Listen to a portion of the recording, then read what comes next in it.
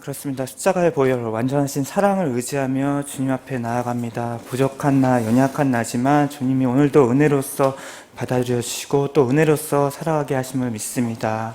이 성령님의 강의 가운데서 주님 함께 하셨고 우리 성도님들 한 분 한 분에게 주의 은혜와 사랑이 전달되어 갈 수 있도록 주여 이끌어 주시옵소서.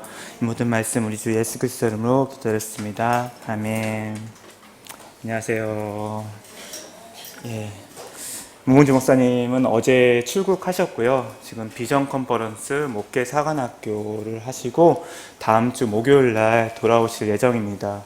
그 여정을 주님 축복해 주시도록, 그리고 특별히 이번 주 다음 주 주일이 되네요. 주일날 서빙고 본당 1부 예배에서 말씀을 선포하시는데 성령님 붙잡으셔서 담대하게 말씀 전하실 수 있도록, 제가 개인적으로 들은 얘기인데 목 성대가 많이 안 좋아하셨다고 하더라고요. 그래서 여러분들이 목사님 건강을 위해서 좀 많이 기도를 해주셔야 될 것 같아요. 예, 그래서 늘 담대하게 주의 말씀 선포하시도록 기도해 주셨으면 감사하겠습니다. 네. 그리고 광고 사항이 있는데요. 2월 첫째 주부터 토요일 날 오전 10시 1대2 양육자반이 일본어와 한국어 클래스로 나누어서 진행이 됩니다.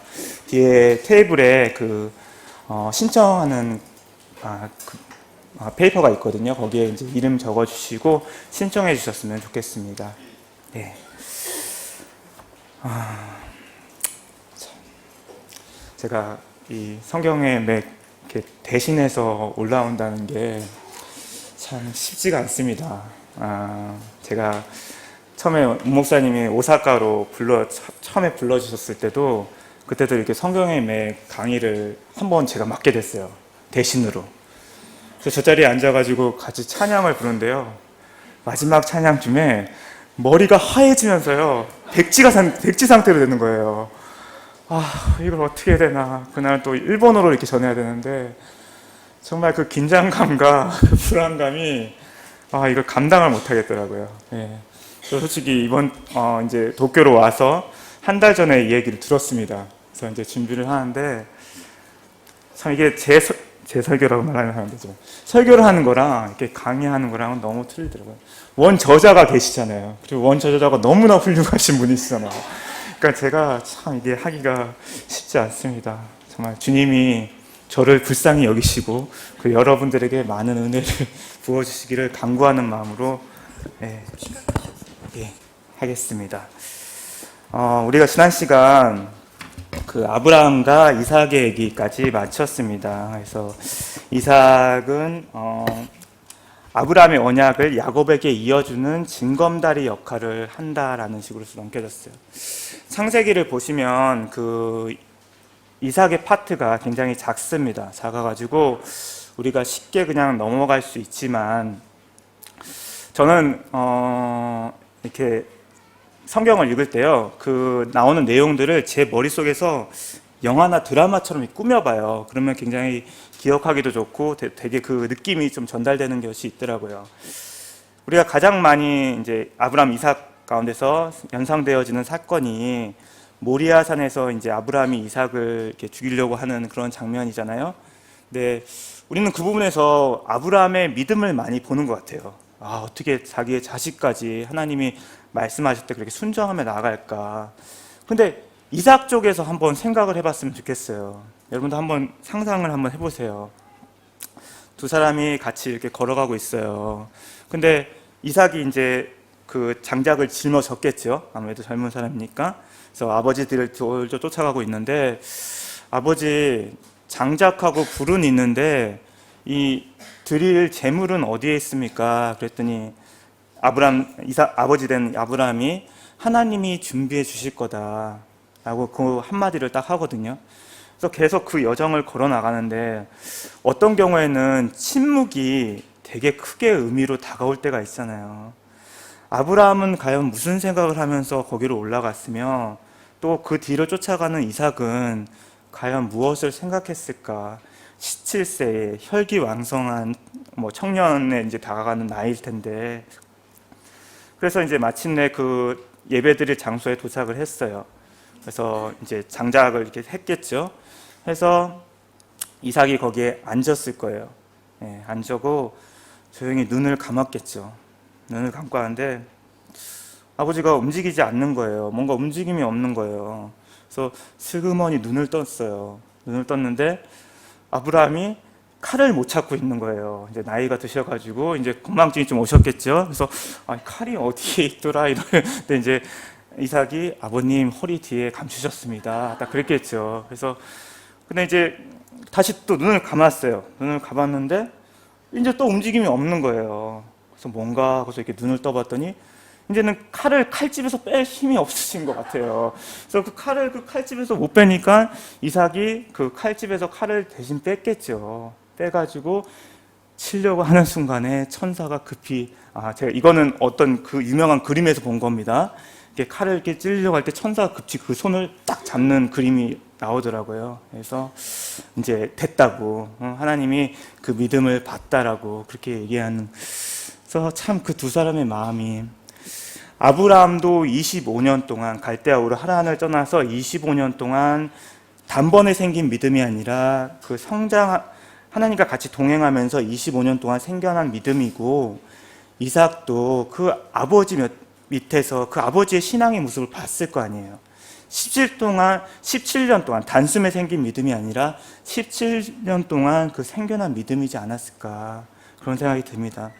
그래서 이삭의 참 훌륭한 점은 아버지도 하나님 앞에 순종하면서 나아갔지만 이삭도 자신의 아버지인 아브라함 앞에 철저하게 순종했다는 거죠. 이 설교를 어떤 목사님이 설교하시는데 제가 굉장히 많이 은혜를 받았어요. 어떤 부분에 은혜를 받았냐면요.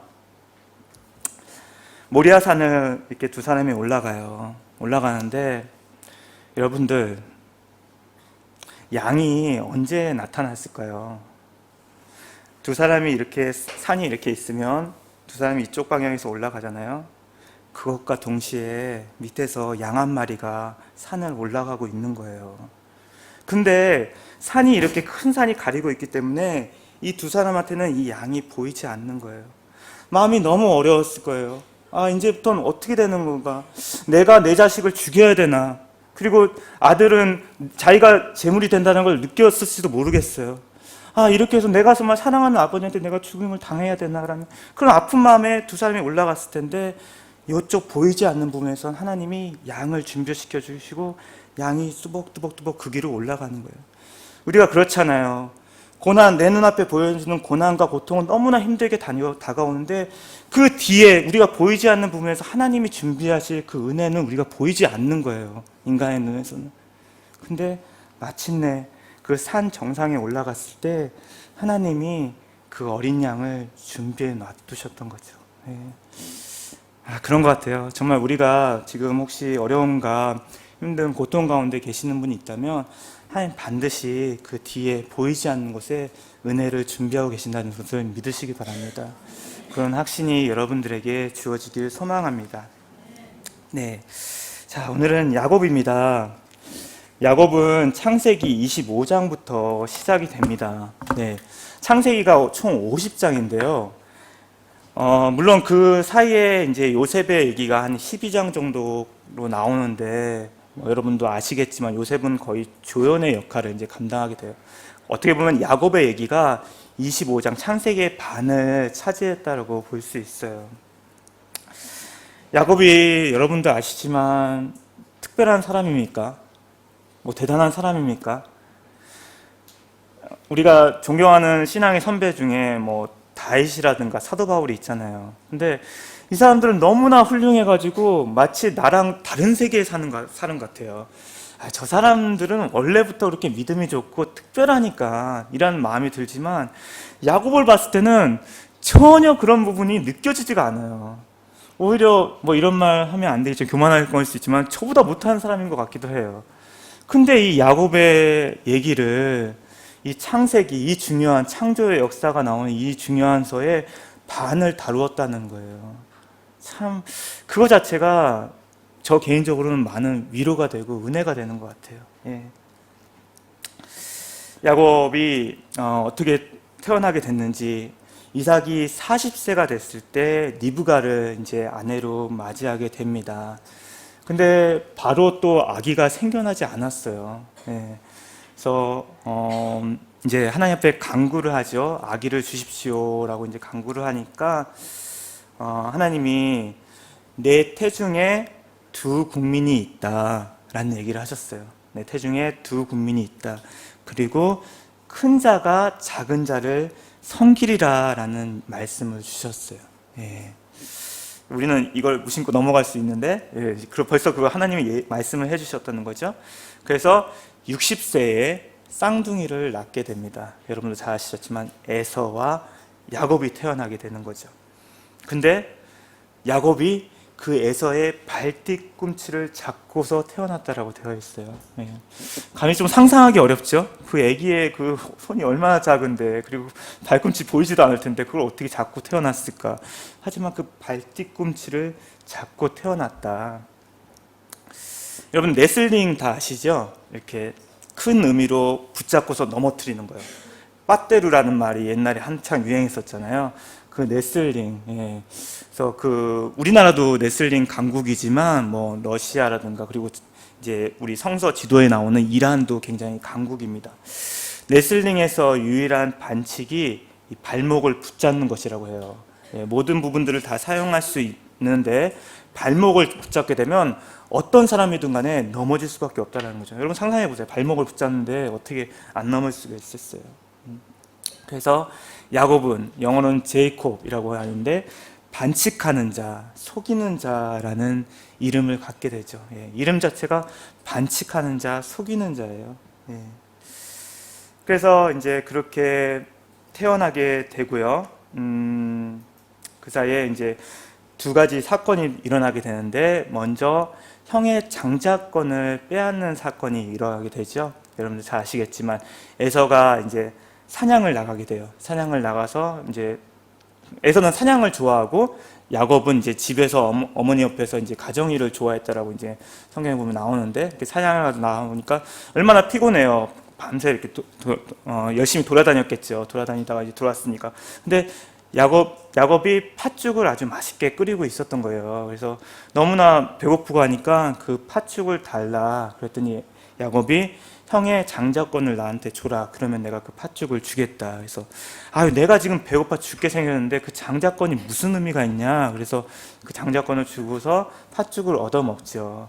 근데 장자권을 가볍게 보지 못할 것이 여러분들 몇 강의를 통해서 계속해서 들었지만 장자는 유산의 2배를 받습니다. 예. 그래서 결국은 야곱은 형 에서의 장자권을 빼앗게 되는 거죠.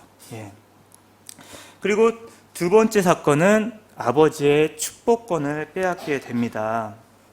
이삭이 이제 나이가 들어서 형 에서를 이삭은 형 에서를 좋아하고 리브가는 야곱을 좋아했다라고 나와 있어요. 근데 이제 형 에서를 축복하기 위해서 너가 밖에 나가서 사냥한 고기를 요리해서 가져와라. 그럼 내가 너를 축복하겠다라고 얘기를 해요.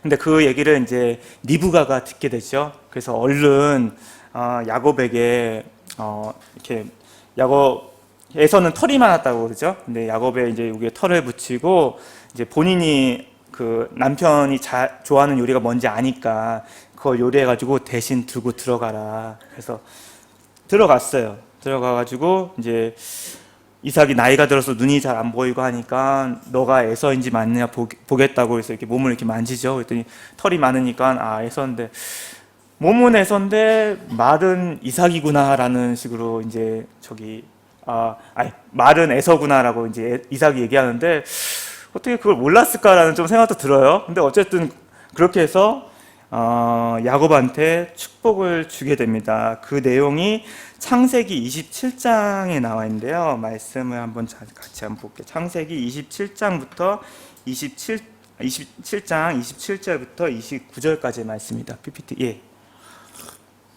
제가 한번 읽어보겠습니다. 그가 가까이 가서 그에게 입맞추니 아버지가 그의 옷에 향치를 맡고 그에게 축복하여 이르되 내 아들의 향치는 여호와께서 복주신 밭의 향치로다. 하나님은 하늘의 이슬과 땅의 기름짐이며 풍성한 곡식과 포도주를 내게 주시기를 원하노라.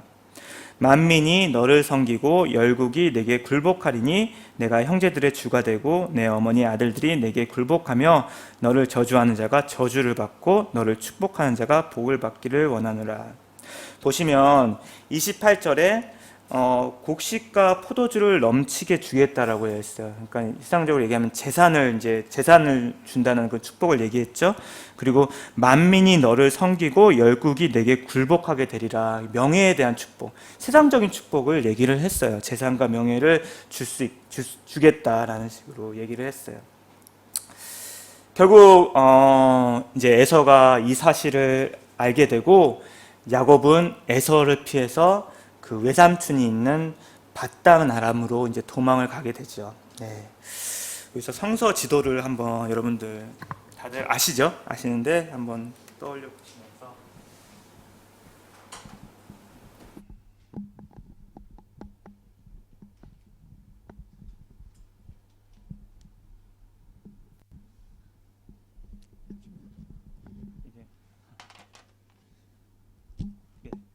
이게 큰 빵을 하나 그리고요.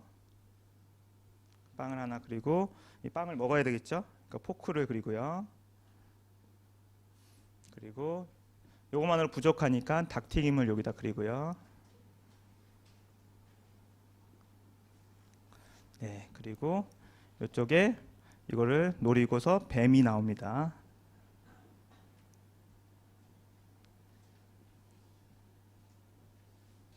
네, 이렇게 되는 성서 지도 여러분 다 아시죠? 할렐루야. 예, 다 아실 거라 믿습니다.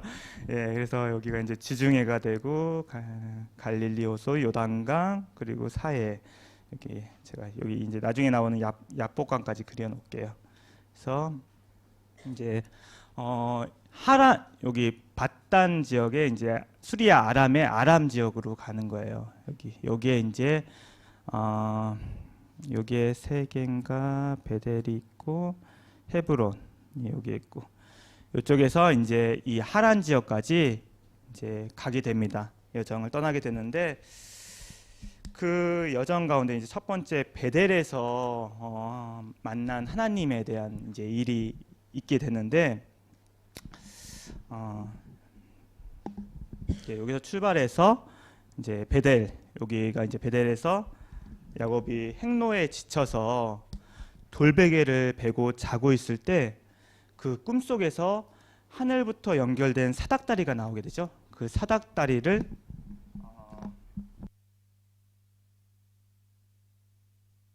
보게 됩니다. 그리고 하늘의 음성이 들리게 되는데요. 그게 이제 28장 13절부터 15절까지 나오게 됩니다. 하늘의 음성, 하나님이 어떻게 야곱에게 말씀해 주시는지 같이 한번 보시도록 하겠습니다. 28장 창세기 28장 13절에서 15절까지 네, 같이 읽도록 하겠습니다. 또 본즉 여호와께서 그 위에 서서 이르시되 나는 여호와니 너의 조부 아브라함의 하나님이요 이삭의 하나님이라. 내가 누워 있는 땅을 내가 너와 내 자손에게 주리니 내 자손이 땅의 티끌같이 되어 내가 서쪽과 동쪽과 북쪽과 남쪽으로 퍼져나갈지며 땅의 모든 족속이 너와 내 자손으로 말미암아 복을 받으리라. 내가 너와 함께 있어 내가 어디로 가든지 너를 지키며 너를 이끌어 이 땅으로 돌아오게 할지니 너를 떠나지 아니하리라 하신지라. 아브라함의 하나님, 이삭의 하나님, 야곱의 하나님처럼 하나님이 야곱과 언약을 맺어주시는 내용입니다. 참 야곱이 지금 온전하게 외삼촌을 만나러 가는 게 아니잖아요. 죄를 짓고서 도망가는 중이잖아요. 그 도망가는 과정 가운데 하나님이 만나주셨어요. 네. 물론 목적지가 정해져 있었지만 그 가는 여정이 얼마나 외로웠을까요? 그리고 외로움도 있지만 얼마나 또 두려웠을까요? 힘들었을까요? 그 과정 가운데 하나님이 야곱을 찾아오셔서 만나 주셨다는 거죠. 그 음성을 들은 야곱이 너무나 놀라서 자신이 베고 잔 돌베개에 단을 쌓고 하나님께 예배를 드리게 됩니다. 그리고 주께 서원하게 되는 내용이 같은 28장 20절부터 22절까지 나오게 되는데 한번 우리 말씀 같이 보도록 하겠습니다. 네, 같이 읽도록 하겠습니다. 야곱이 서원하여 이르되 하나님이 나와 함께 계셔서 내가 가는 이 길에서 나를 지키시고 먹을 떡과 입을 옷을 주시오. 내가 평안히 아버지 집으로 돌아가게 하시오면 여호와께서 나의 하나님이 되실 것이요 내가 기둥으로 세운 이 돌이 하나님의 집이 될 것이요 하나님께서 내게 주신 모든 것에서 10분의 1을 내가 반드시 하나님께 드리겠나이다 하였더라. 베델 언약을 맺게 됩니다. 여기서 그리고 서원을 하게 되고요. 보시면 22절에 내가 기둥으로 세운 이 돌이 하나님의 집이 될 것이요 즉 성전, 하나님을 예배하는 것으로 삼겠습니다. 하지만 여기까지의 믿음은 조건부 믿음이었어요. 하나님이 이렇게 나를 지켜주시면 제가 그렇게 하겠습니다. 하지만 하나님과 만났고 이 믿음을 가지고 야곱이 여기서 그 올리브 기름을 단에다 들이붓는 일을 벌이게 됩니다. 올리브 기름 당시에는 화폐와 같이 쓰여졌다고 해요. 불을 밝히는데도 기름이 쓰여졌고 또 음식을 하는데도 기름이 쓰여졌기 때문에 당시에는 화폐와 같은 기름을 거의 자신의 노잣돈, 자신의 여정 그 비용을 그냥 다 하나님 앞에 쏟아부은 거죠. 그만큼 믿음이 어떻게 보면 주어졌다는 거죠. 하나님이 나를 책임지실 것이다 라는 믿음하에 이렇게 자신의 모든 것을 쏘아 벗다는 의미가 될 것 같습니다. 신약에 보면은 그 예수님의 발을 향유로 씻은 사마리아 여인에 대한 얘기가 나오죠. 그 향유도 당시에는 결혼 지참금이었다고 해요. 여자분들이 이제 결혼하실 때 그 향유를 이제 결혼 지참금조로 이렇게 가져가는데 그것을 다 들여붓다는 것은 정말 그 예수님에 대한 사랑을 그 사마리아 여인이 표현한 것일 수 있는데 여기서도 어떻게 보면 야곱이 그 하나님에 대한 마음을 이렇게 표현을 한 거죠. 예. 그런 일이 일어났습니다. 여기서 잠깐 이제 문 목사님 이전 강의를 보면 돈에 관해서 이제 화폐 얘기가 나왔기 때문에 돈에 관해서 특별히 헌금이나 구제할 때 이제 얘기를 하신 내용을 봤는데 돈은 돌고 도는 것입니다. 근데 우리가 돈을 할 때, 헌금을 하거나 구제를 할 때 이게 자꾸 머리로 생각해서는 안 된다라는 말씀을 하시더라고요. 자꾸 보세요. 머리로 생각하면 내 거라는 생각에 아깝다라는 생각을 자꾸 하게 되죠. 그러니까 쉽게 이렇게 하지 못하는 것 같아요. 그래서 우리가 11조 생활을 늘 강조하는데 10분의 1을 주께 내가 온전히 주님 앞에 드릴 때 10분의 9도 주님 것이다라는 마음으로 우리가 우리에게 주어진 것을 사용할 수 있다라는 말씀을 하시더라고요. 네.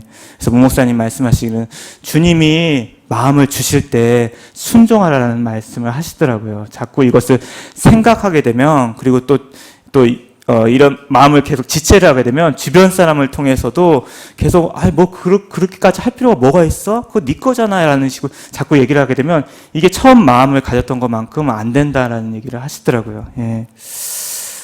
비슷한 얘기가 될지 안 될지 모르겠지만 제가 예전에 서울에 있을 때 서울에서는 여름에 이제 아웃리치들을 많이 가거든요. 제가 대학 청년부에 있을 때 얘기인데 보통 이제 제가 직장 그 휴가 기간을 거기에 맞춰가지고 이제 아웃리치를 갔었는데 한 해만 그 기간이 안 맞았어요. 안 맞아가지고 어떻게 할까 하다가 그냥 이번엔 못 가는 거구나 이렇게 생각하고 있는데 이제 예배 드릴 때 말씀 듣고 이제 기도하는 가운데 너가 가려고 그랬잖아. 그 돈이 있잖아. 그 돈을 지금 가고는 싶은데 여유가 없어서 못 가는 청년이 있을 거야 라는 마음을 계속 주시더라고요. 그래서 그렇구나.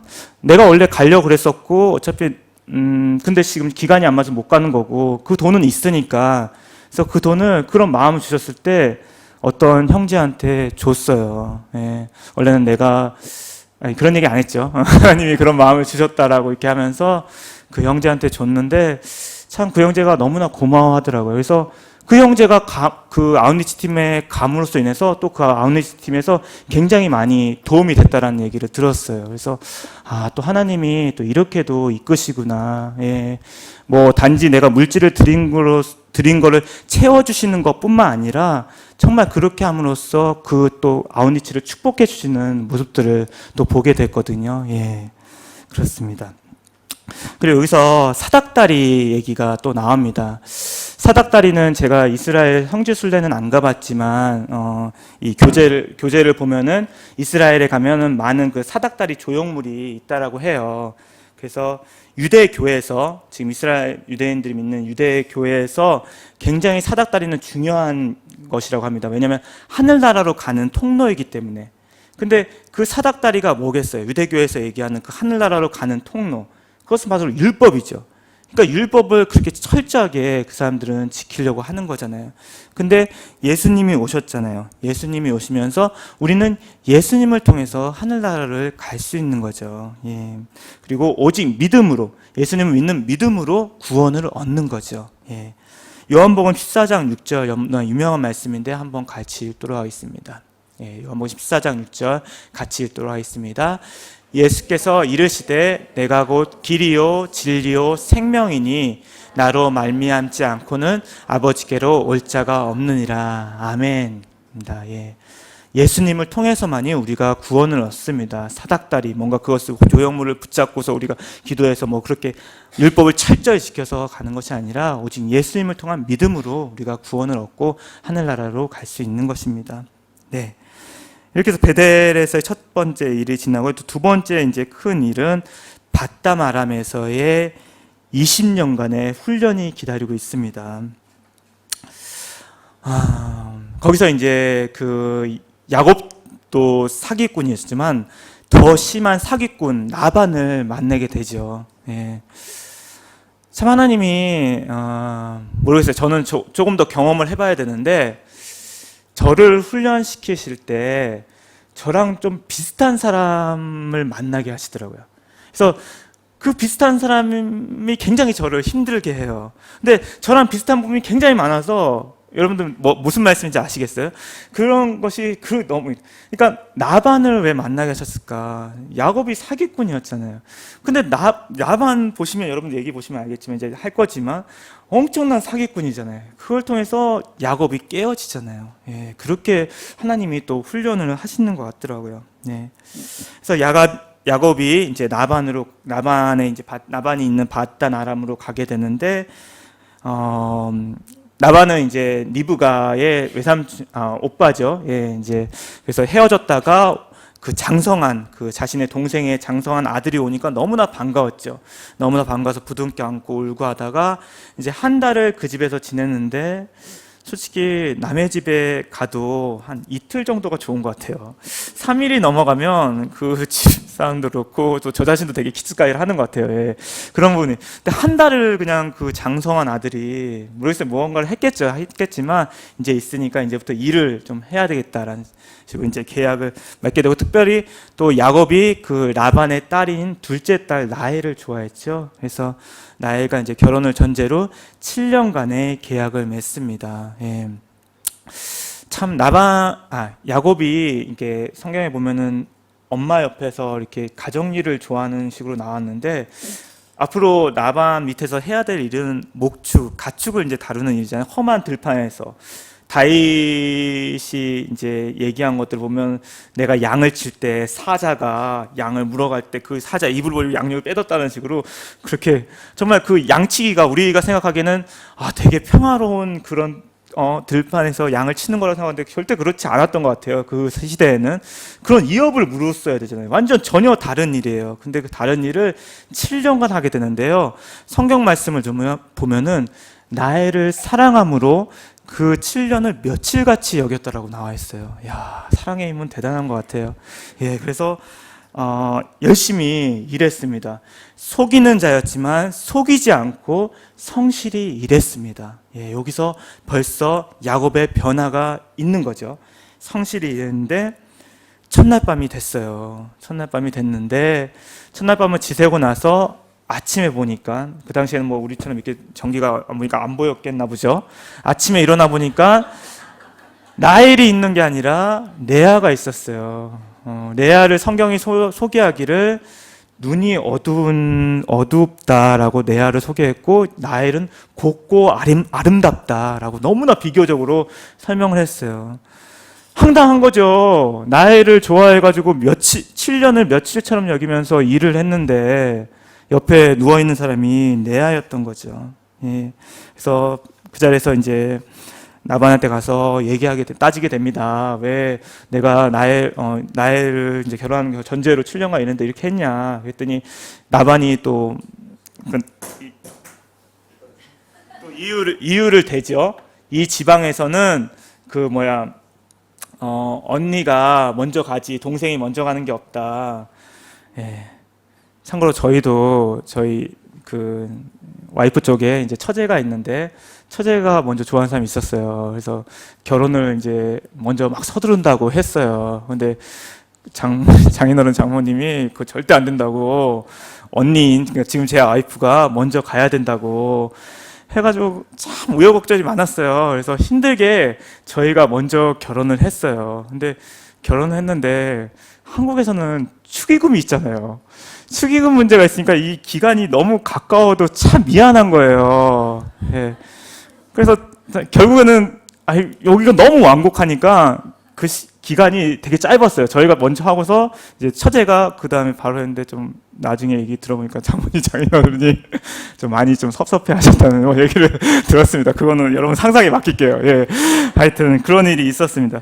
그래서 예, 이제 그래서 7년 더 계약을 하게 되죠. 예, 그래서 7년 계약을 더 하게 되고 이제 일주일 뒤에 결국 야곱은 라헬과 또 같이 삽니다. 같이 사는데 참 레아가 참 불쌍한 것 같아요. 예. 여러분들도 그런 경험 있으실 거예요. 그러니까 좋아하는 상대가 있는데 그걸 또 한 명 이렇게 좋아해서 뭔가 삼각관계가 형성이 되고 그걸 또 나는 이 사람을 좋아하는데 이 사람은 다른 사람을 바라보고 있고. 예. 옛날에 뭐죠? 그 드라마 제목이 맞는지 안 맞는지 모르겠지만 지금 돌아가신 그 최진실 씨 나오고 최수종 씨 나온 그 질투라는 드라마, 예, 거기서 그런 넌 대체 누굴 보고 있는 거야 이런 식으로 노래가 되는 거, 예, 그런 거 비슷하게 내 아이 마음이 얼마나 안 됐을까요? 예. 본인이 원했는지 원하지 않았는지 모르겠어요. 성경에 나와 있지 않았지만 또 어쨌든 결혼을 했잖아요. 결혼을 했는데 남편의 마음은 라헬에 가 있는 거예요. 그것도 자기 친동생한테. 네, 하나님이 또 레아를 불쌍히 여기셔가지고 그 태의 문을 열어주시죠. 그래서 시녀들을 또 붙이셔서 실바와 비라가 이제 시녀로서 붙게 되고 그 사이에 10명의 아들과 1명의 딸이 태어나게 됩니다. 네. 근데 여기서 또 참 마음이 안타까운 것이 하나 또 나오는 게 합판체 사건이 나와요. 합판체. 여러분 다 아시겠지만 그 레아의 아들인 르우벤이 들에서 이제 수확할 때 합판체를 구해가지고죠. 그 합판체가 이제 인터넷 검색해 보니까 뭐 임신 촉진제 비슷하게 이렇게 나오더라고요. 그거를 하면 이제 임신이 뭐 잘 된다는 식으로 나오는데 그래서 그거를 이제 라헬이 요구를 하는 거죠. 그걸 나 줘라. 그랬더니 레아가 너는 내 남편도 뺏어갔으면서 그것까지 달라 그러냐? 그랬더니 그걸 나 주면은 오늘은 내가 남편을 언니한테 허락하겠다. 이런 식으로 해서 그래서 레아가 그날 밤에 이제 야곱 남편을 맞이하면서 오늘 내가 당신을 샀다라는 표현이 나와요. 예, 오늘 내가 당신을 샀다. 예. 아유, 근데 우리는 그냥 가볍게 읽지만 여러분 상상해 보세요. 샀다. 내가 내 남편인데 샀다라는 표현을 쓸 때 정말 그 내 안에서는 피눈물이 흘렀을 것 같아요. 그렇게 해서라도 그 남편의 사랑, 여자는 남편의 사랑을 먹고 살아가는 존재라고 들었는데 정말 그렇게 해서라도 그 남편의 사랑을 얻고 싶어하는 마음이 좀 느껴지더라고요. 예. 그렇게 해서 이제 또 아들을 낳게 되고 결국은 하나님이 라헬의 그 간구소 들으셔서 결국은 라헬에게서 요셉이 이때 이제 태어나게 되죠. 예, 태어나게 됩니다. 그렇게 14년이라는 시간이 지났습니다. 이제 부양해야 할 가족도 많이 생겼지만 야곱에게는 아무것도 없었어요. 야곱이 표현한 대로 내가 나반 당신 밑에서 일하면서 한 번도 내가 내 걸 챙긴 적이 없다. 이 뭐 양을 이렇게 훔치거나 그런 적도 한 번도 없다라는 고백하는 거지. 그래서 아무것도 없는 거예요. 부양 가족이 있는데 아무것도 없는 거예요. 그래서 삼촌 라반과 또 계약을 맺게 되죠. 그 가축 중에서 얼룩소와 그리고 양염소 중에 얼룩지고 아롱진 것을 가지겠다라는 말을 해요. 예. 얼룩지고 아롱진 것이 별로 없었겠죠. 없는 상황에서 이제 그런 얘기를 하고, 또 라반이 들어보니까 그렇게 나쁘지 않은 조건이거든요. 근데 참 라반이 악한 게요. 그 없는 것들도 또 자기 아들들에게 맡겼다고 해요. 맡겨서 거의 태어날 확률이 없게 만들었다라고 이제 성경에 보면 나오는데, 하여튼 그렇게 계약을 맺습니다. 하지만 또 하나님이 이제는 그 성실하게 순종한 야곱의 모습을 보고서 하나님이 야곱을 축복해 주시죠. 그래서 그 실행하는 내용이 30장, 창세기 30장 37절부터 42절까지 나오게 되는데, 예, 한번 보시죠. 네, 제가 한번 읽어보겠습니다.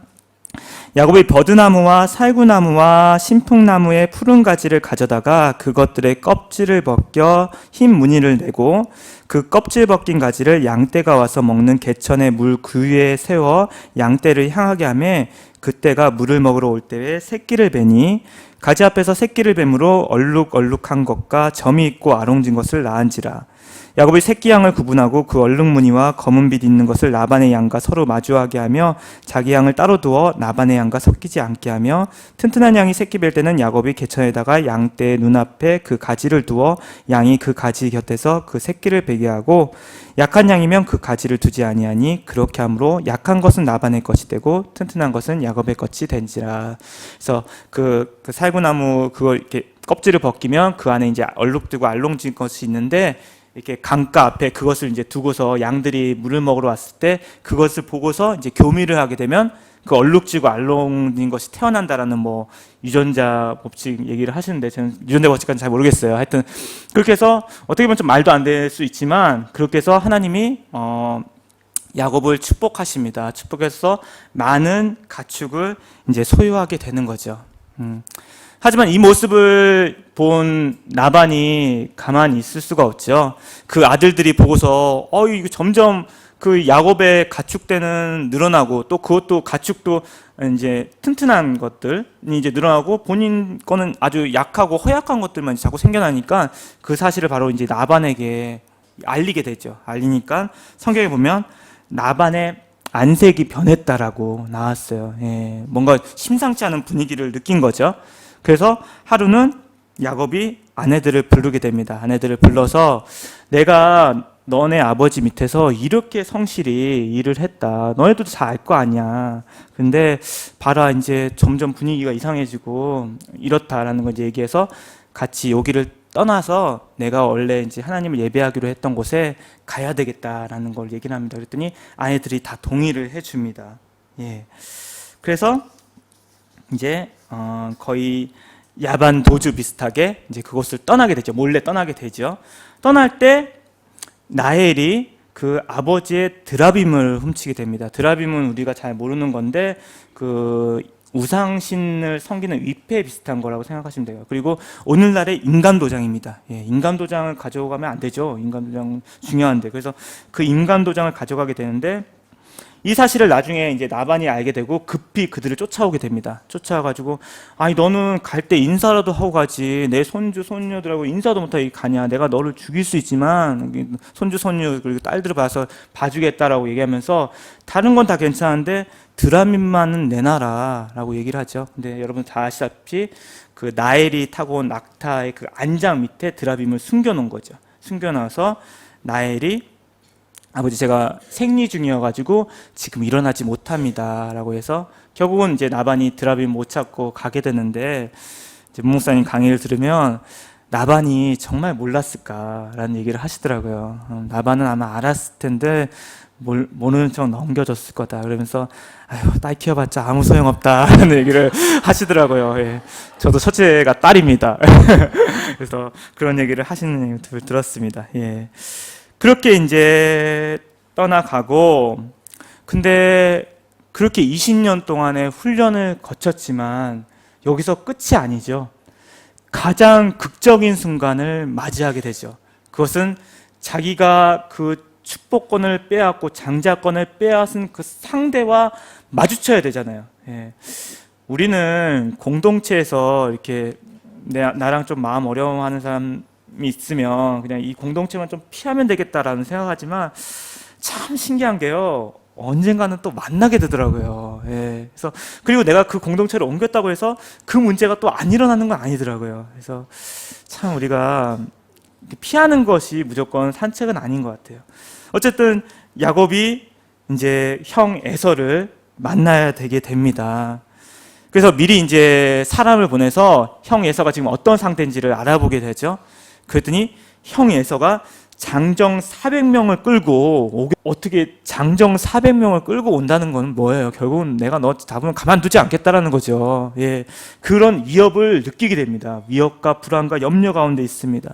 그래서 이제 두 떼를 나누게 되죠. 이제 자기가 데리고 온 사람 가족들의 두 떼를 나눠서 이제 보내게 된 한 떼를 치면은 한 떼는 피하라. 그리고 야곱이 정말 그 두려움과 불안이 몰려오는 그 상황 가운데서 주께 엎드려서 간구하게 됩니다.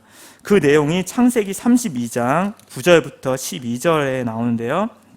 한번 보시겠습니다. 창세기 32장 9절부터 12절 말씀 같이 읽도록 하겠습니다. 야곱이 또 이르되 내 조부와 주께서 전에 내게 명하시기를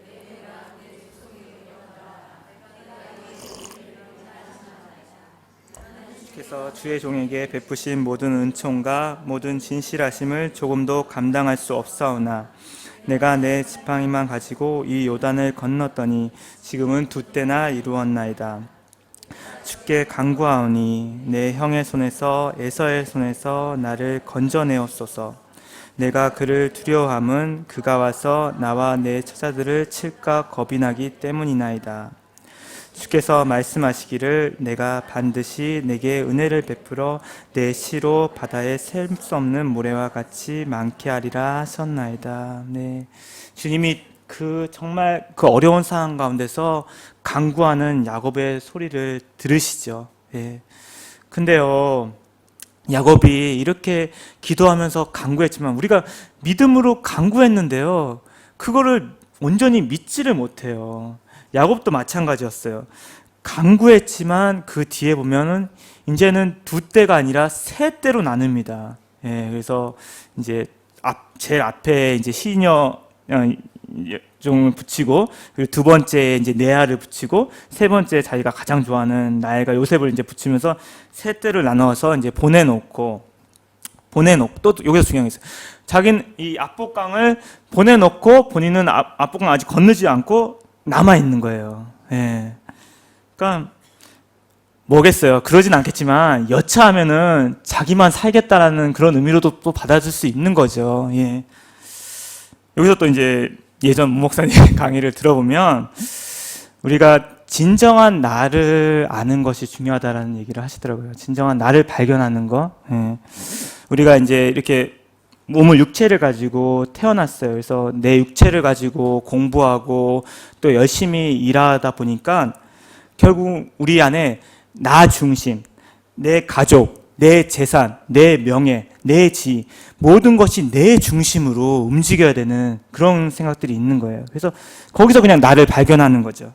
그렇지만 주님이 원하시는 것은, 주님은 나를 인정하고 사랑하신 그리스도 안에 있는 우리를 보기 원하시는 거예요. 예, 예, 그게 중요합니다. 예. 그래서 예수님이 두 가지 모든 율법은 이것이다라고 얘기하시면서 말씀하신 것이 있잖아요. 먼저는 아버지 하나님을 온갖 정성을 다해서 사랑하라. 그리고 그것과 동시에 내 이웃을 사랑하라는 거죠. 예. 참 공동체가 중요한 것 같습니다. 어떤 분들은 그냥 예배만 드리면 되지 굳이 뭐 순모임 같은 거 왜 해야 돼? 왜 내가 공동체 들어가야 돼? 라고 생각하시는 분도 있지만 저도 그렇게 생각을 했었어요. 예배만 드리면 된다라고 생각을 했었어요. 하지만 그것이 아니라 공동체를 통해서 우리가 많은 또 그 나눔들을 통해서 은혜도 받지만 또 부족한 나의 모습도 보게 되는 거거든요. 상대의 부족한 모습도 보지만 부족한 나의 모습도 보면서 그걸 또 하나님이 갈고 닦아가시는 부분들이 있는 것 같아요. 오늘의 교회가 두 개의 큰 기둥이 있잖아요. 양육의 기둥이 있는데 큐티는 하나님과 나와의 수직적인 관계잖아요. 그렇지만 1대1은 수평적인 관계입니다. 사람과의 관계. 내가 배운 것을 남에게 가르치는 것. 예. 이런 부분들, 수직적인 것도 중요하지만 수평적인 것도 여러분 중요하다는 거. 우리가 너무 제 자신이 그랬지만 수직적인 것만 너무나 강조했던 것 같아요. 하나님과 나랑 관계만 좋으면 되는 거 아니야? 근데 하나님과 나의 관계가 좋은데 이 관계가 안 좋을 수는 없는 거잖아요. 예. 그러니까 여러분들이 항상 신앙생활 하시는데 수직적인 관계도 중요하지만 수평적인 관계도 굉장히 중요하다는 것을 생각해 주셨으면 좋겠습니다. 예. 그래서 야복강가에서 이제 있는데 이제 그 밤에 씨름꾼이 야곱에게 달려들게 되죠. 중동에서의 강도는 씨름꾼이었다고 해요. 무조건 와서 칼 들이대면서 다 내놔 이랬던 게 아니라 먼저 씨름해서 이기면 다 뺏고 지면 그냥 순순히 물러가는 식으로 그런 식으로 이제 중동의 강도들은 씨름꾼이었다고 해요. 그래서 씨름꾼이 와가지고 이제 야곱과 씨름을 하게 되죠. 근데 이제 여기서 야곱이 거의 죽기 살기로 달려들게 되죠. 그 씨름꾼 상대한테 그랬더니 하나님이 야곱의 한도뼈를 치십니다. 예, 결국은 뭡니까? 마지막 내 힘으로, 내 의지로, 내 자아로 끝까지 붙들려고 했던 것을 그 의지마저도 하나님이 꺾으시는 거죠. 그리고 너만 살려고 그렇게 야복강가 뒤에서 기다리는 게 아니라 너는 이제 더 이상 도망갈 수 없다. 쩔뚝쩔뚝거리면서 얼마나 가겠어요. 금방 잡히죠. 예. 그래서 의지도 꺾으시고 그 마지막 도망갈 수 있는 그 길도 막아버리십니다. 그럼에도 불구하고 야곱이 축복해달라고 계속 간구하죠. 네. 능력의 주님이십니다. 능력의 주님에게 간구하시면 하나님이 축복을 주십니다. 그래서 그때 하나님이 너 이름이 무엇이냐? 그래서 야곱이라고 그랬더니 반칙하는 자, 속이는 자, 야곱에서 이스라엘로 바꿔주시죠. 이스라엘, 하나님과 싸워 이겼다라는 의미를 가지고 있습니다. 아버지가 자기 아들과 싸우는데 이렇게 씨름하는데 이기는 아버지 없잖아요. 다 저주잖아요. 그건 뭐예요? 하나님이 야곱을 자녀 삼아 주시겠다는 약속인 거죠. 내가 너를 자녀 삼겠다라는 약속을 해주십니다.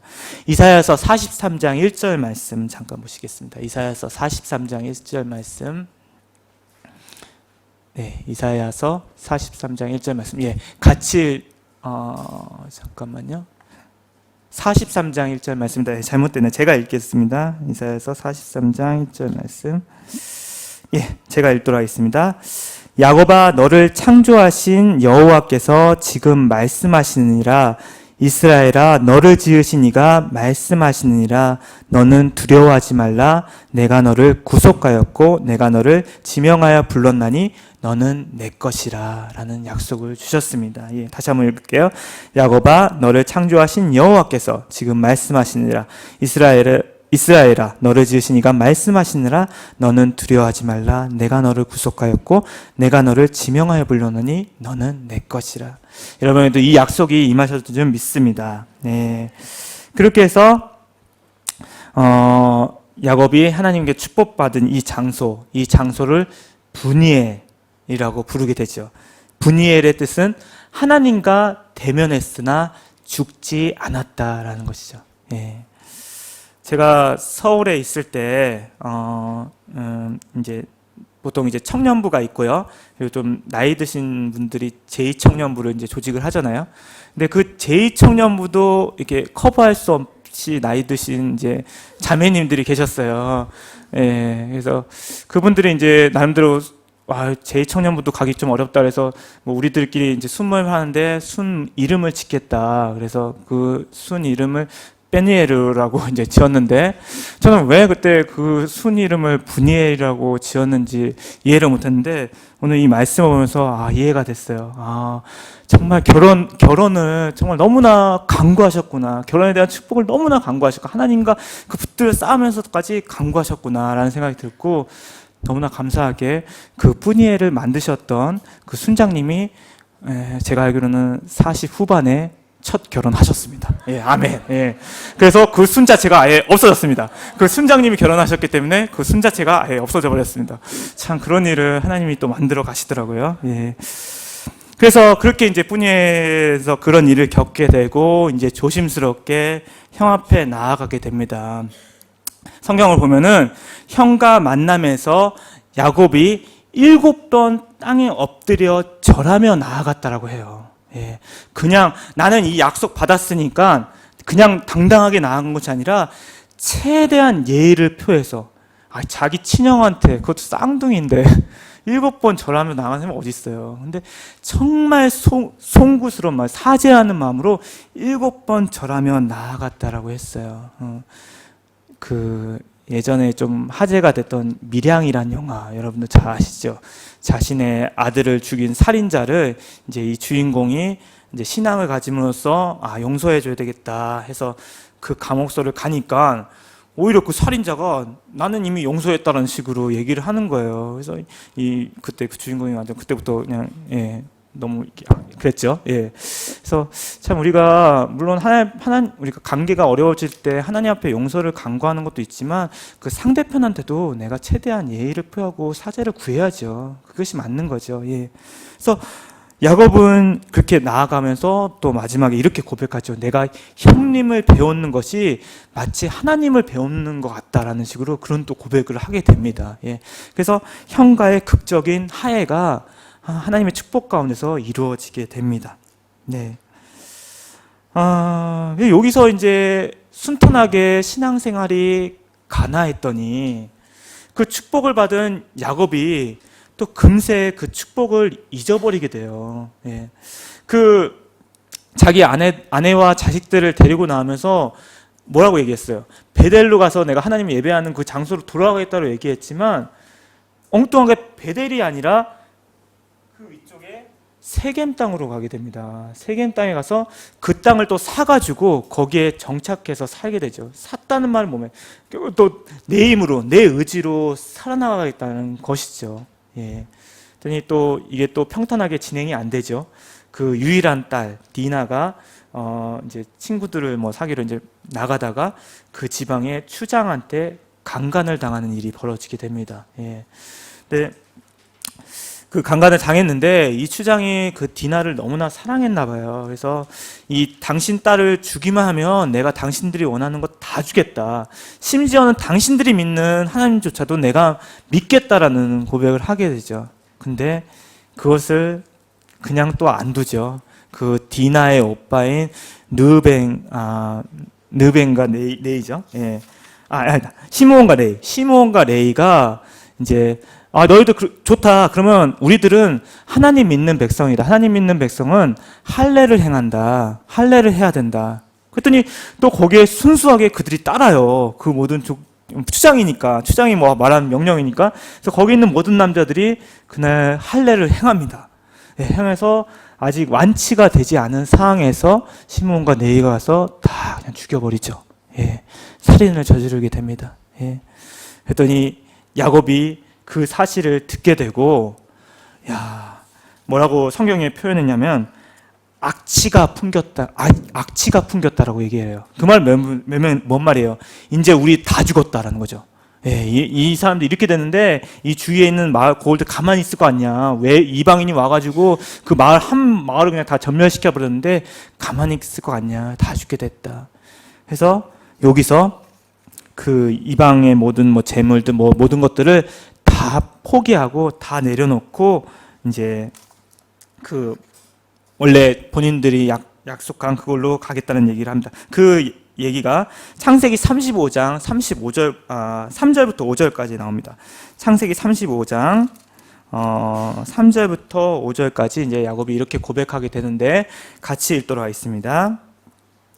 우리가 일어나 베델로 올라가자.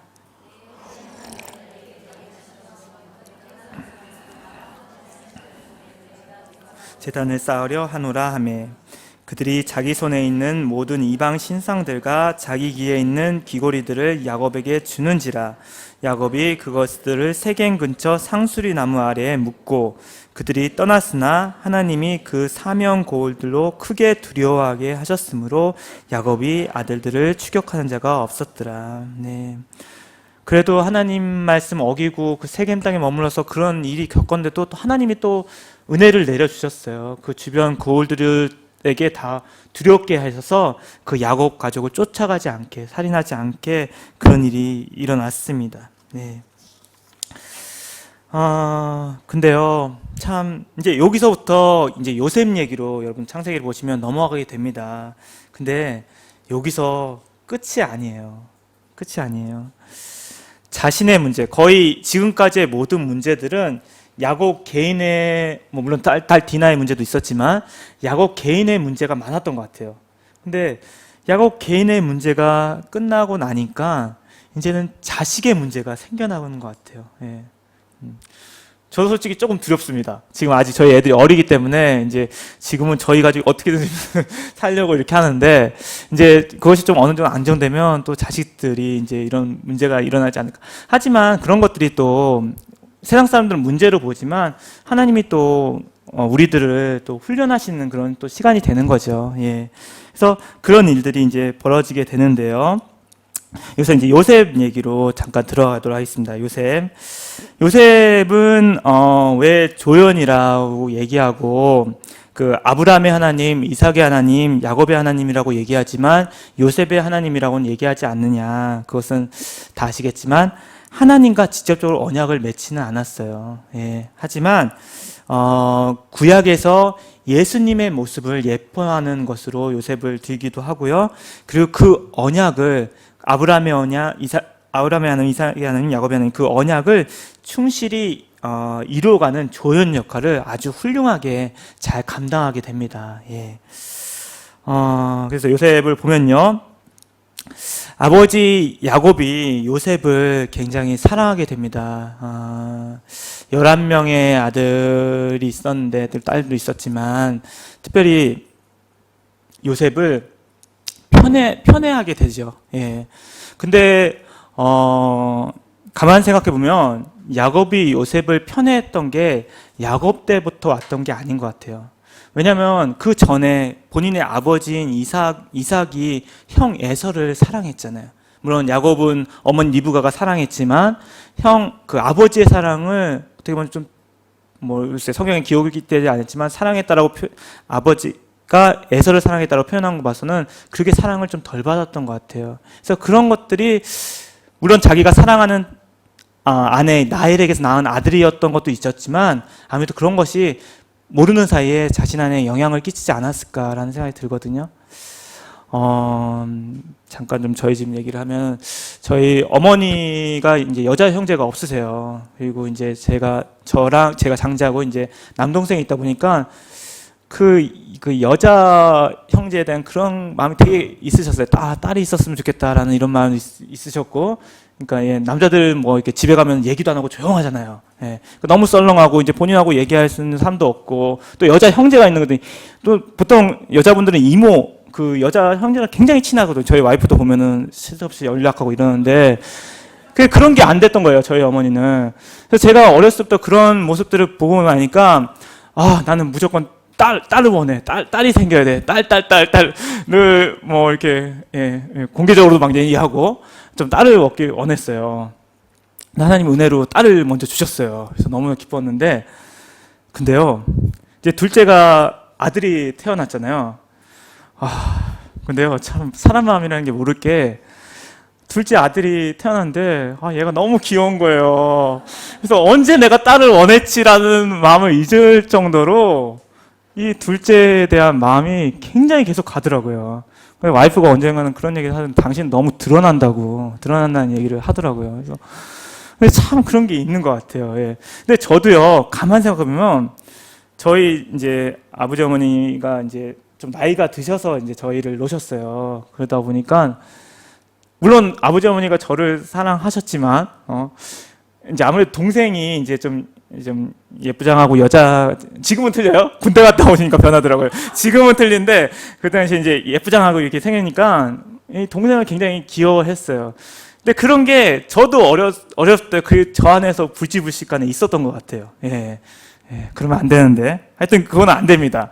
이 편애주의 때문에 결국은 이것이 형들이 요셉을 이제 미워하게 되죠. 근데 단지 그것뿐만 아니라 그 얘기를 먼저 해야 되구나. 그리고 요셉을 특별히 색동옷을 입혔다라고 하죠. 색동옷은 장자에게 입히는 건데 벌써 그 형들이 이렇게 있는데 장자로 인정한다는 그런 의미가 되는 거잖아요. 예. 그런 것들이 있고 또 이제 요셉이 그 형들이 이제 밖에서 일하는 그 부분들을 뭐 이렇게 뭐라 해야 되나 안 좋은 부분들을 아버지한테 또 일렀다라고 이제 성경에 보면 나와 있어요. 그런 부분들을 이르고 그리고 결정적인 거는 여러분 너무나 다 아시는 유명한 얘기지만 꿈 얘기죠. 예. 11개의 벽짓단이 자기한테 절을 하는 꿈을 꿨다라는 얘기를 하고 그리고 또 한 가지의 꿈을 꿨는데 태양, 달 11개의 별이 자신한테 절을 했다. 이 말 들은 야곱이 이제는 가만 안 있었죠. 그렇다면 아버지 어머니도 너한테 절을 한다는 거냐라는